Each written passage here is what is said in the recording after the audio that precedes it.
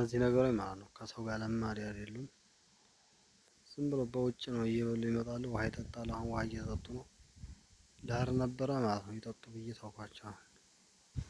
ያው ሲበሉ ውሎ አሁን ቀጥታ ሸቀል ላይ ገብስ እያጠጣሁ ነበርና አሁን መጥተው እየጠጡ ናቸው። ብዙ ናቸው ደግሞ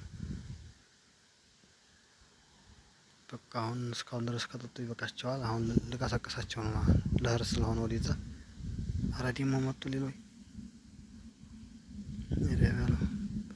በቃ ከዚህ በኋላ እኔ እነዚህን ነው የማረበው።